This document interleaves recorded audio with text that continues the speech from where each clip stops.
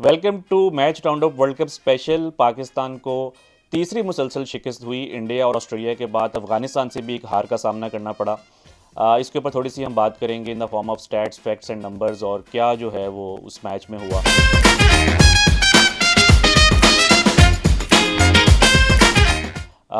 Normally जो है वो क्रिकेट में बैटिंग और बॉलिंग की बात होती है, लेकिन आई थिंक कि पाकिस्तान जो रिसेंट जो दो मैचेस हारा है ऑस्ट्रेलिया से और अफगानिस्तान से, आई थिंक कि टेक्टिकली जो है वो शायद पाकिस्तान उतना स्ट्रांग नहीं था जितना कि इस वर्ल्ड कप में बाकी टीम्स हैं। आई थिंक कि जो डिसीजन मेकिंग थी, specially in the game against Afghanistan, I think कि जब आप चेन्नई में जो है, और अफगानिस्तान एक ऐसा ओपोनेंट, आई थिंक कि पहले तो अफगानिस्तान को बहुत ज़्यादा क्रेडिट देना होगा जिस तरीके से उनके बैटर्स ने जो है वो इस मैच को फिनिश किया। उनकी ओडीआई हिस्ट्री की, अफगानिस्तान की ओडीआई हिस्ट्री की ये हाईएस्ट सक्सेसफुल चेज़ थी। इससे पहले कभी भी इतना बड़ा टारगेट उन्होंने चेज़ नहीं किया था। और पाकिस्तान की वर्ल्ड कप हिस्ट्री में पहली बार ऐसा हुआ कि 275 प्लस का टारगेट जो है पाकिस्तान उसको डिफेंड नहीं कर सका। तो आई थिंक एक तो उनकी बैटिंग बहुत अच्छी थी अफगानिस्तान की, एंड देन पाकिस्तान की सेकंड इनिंग्स थी उसमें जो पाकिस्तान के कुछ डिसीजंस थे, स्पेशली बॉलिंग चेंजेस के हवाले से अगर हम देखें तो 40th ओवर में बॉल काफ़ी ज़्यादा रिवर्स हो रहा था। और उसके बाद जो तीन कंजेकेटिव ओवर्स हैं वो स्पिनर्स ने किए, एक भी नहीं, तीन consecutive overs, over number 41, 42 and 43, ये तीन जो ओवर्स थे वो स्पिनर्स ने किए।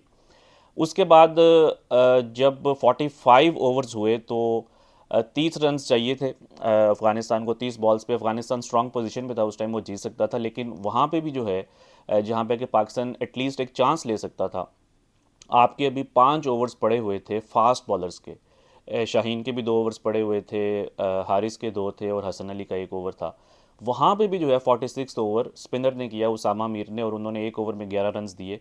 और वो मैच वहाँ पे बिल्कुल ही जो है अफगानिस्तान के कंट्रोल में आ गया। I mean Afghanistan he strong position में था, लेकिन एटलीस्ट जो प्लानिंग थी वो पाकिस्तान की शायद ठीक नहीं थी। क्योंकि अगर मैच 50वें ओवर में जाता भी तो आपके फास्ट बॉलर्स के एक ओवर जो है फिर भी बच जाना था। यही जो गलती है वो रिसेंटली अभी एशिया कप में अगेंस्ट इंडिया इन पालकेले जो मैच हुआ था उसमें भी पाकिस्तान ने यही गलती की थी कि स्पिनर्स के जो है वो ज़्यादा ओवर्स करवा दिए थे, और एंड पे जो फास्ट बॉलर्स हैं उनका एक ओवर बच गया था।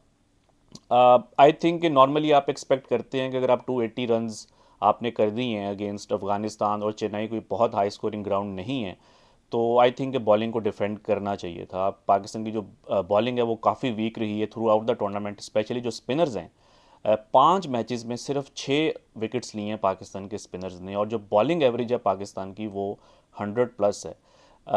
अगर ये वर्ल्ड कप साउथ अफ्रीका में हो रहा होता, इंग्लैंड में हो रहा होता, तो शायद थोड़ा सा आप कह सकते हैं कि ये परफॉर्मेंस इतनी ज़्यादा जो है वो हाईलाइट ना होती, क्योंकि वहाँ पे स्पिनर्स ज़्यादा आउट नहीं करते। लेकिन इंडिया जहाँ पे कि स्पिनर्स काफ़ी आउट भी कर रहे हैं, वहाँ पे आई थिंक स्पिनर्स का इतना पीछे रह जाना ये बहुत बड़ा कंसर्न है पाकिस्तान के लिए। इसके अलावा अगर हम पाकिस्तान की बैटिंग की बात करें, तो आई थिंक मज़ीद बेहतर हो सकता था। ज़रूरी नहीं है कि एक ऐसे पिच जहाँ पे कि पहले जो है वो अगर कोई टीम 199 के ऊपर आउट हो गई है जिस तरह की ऑस्ट्रेलिया की टीम थी, तो हर बार ही जो है वो जो कंडीशंस हैं वो सिमिलर होंगी। आई थिंक पाकिस्तान जो है वो ज़्यादा हाई रिस्क क्रिकेट नहीं खेल रहा, जो हाई रिस्क बैटिंग होती है वो नहीं कर रहा, जिसकी वजह से कहीं ना कहीं पाकिस्तान जो है वो हर मैच में कोई 20-30 रन या 40 रन जो है वो पीछे जो है रह जाता है। अब अगर आप इंटेंट को देखें, दोनों टीम्स की जो इंटेंट थी उससे आप यहाँ से आइडिया लगा सकते हैं कि अफ़गानिस्तान ने शुरू के 20 ओवर्स में जो है वो 19 चौके मारे, और पाकिस्तान के जो शुरू के 20 ओवर्स थे उसमें सिर्फ 11 चौके मारे। और ऐसा भी नहीं है कि पाकिस्तान की जो विकेट्स थी वो गिर रही थी, एक डिसेंट ओपनिंग पार्टनरशिप थी, उसके बाद बाबर ने भी एक अच्छी इनिंग्स खेली। लेकिन आई थिंक कि वो जहाँ पे हम इस वर्ल्ड कप में देख रहे हैं मोस्टली जो टीम्स अच्छा कर रही हैं उन सब के पास जो है वो एक दो ऐसे प्लेयर्स हैं जो कि इम्पैक्टफुल इनिंग्स खेल रहे हैं, यानी कि 110 120 के स्ट्राइक रेट के ऊपर आकर या ऊपर से आके अटैक कर रहे हैं। आप इंडिया को देख लें, रोहित शर्मा ने कम्प्लीटली जो है एक डिफरेंट इंटेंट जो है वो दिखाई है in the recent few years. उनका पावर प्ले में जो स्ट्राइक रेट है, जो पहला पावर प्ले होता है उसमें सिंस 2020 जो उनका स्ट्राइक रेट है वो 106 का है। और यही जो स्ट्राइक रेट है अगर आप पिछला वर्ल्ड कप साइकिल देखें फ्रॉम 2019 टू 2015 टू 2019, जो पिछला साइकिल था उसमें उनका ये स्ट्राइक रेट जो है वो 75 के आसपास था, और जब वो स्टार्ट किया था उन्होंने ओपनिंग करना आज से कोई 10-12 साल पहले, तो ये 50 का स्ट्राइक रेट हुआ करता था। तो उन्होंने बात भी की थी रोहित शर्मा ने रिसेंटली कि वो T20 के हवाले से थी कि हम अपना जो मेथड है उसको हम चेंज करेंगे, और वो हमने देखा है कि ODI क्रिकेट में भी वो चेंज लेकर आए हैं। और बाकी भी जो टीम्स हैं जो कि अच्छा परफॉर्म कर रही हैं, जिस तरह अगर आप साउथ अफ्रीका को देखें तो उनके पास कितने ऐसे प्लेयर्स हैं जो कि गेम चेंजिंग इनिंग्स, जिसको कि हम कहते हैं कि क्लच परफॉर्मेंस, कि ओपोनेंट्स को जो है वो डोमिनेट करना, उस तरह की परफॉर्मेंस दे सकते हैं। एडन मार्करम को आप देख लें, 100+ स्ट्राइक रेट है। फिर आप हेनरिक क्लासन को देख लें, डेविड मिलर का हमें पता है, क्विंटन डिकॉक है। इनफैक्ट जो उनका लीस्ट जो उनका स्ट्राइक रेट है, जो उनकी टीम अभी रिसेंटली खेल रही है, वो रासिफ फंडर डुसन का है, और वो भी 95 के स्ट्राइक रेट के ऊपर जो है बैटिंग कर रहे हैं।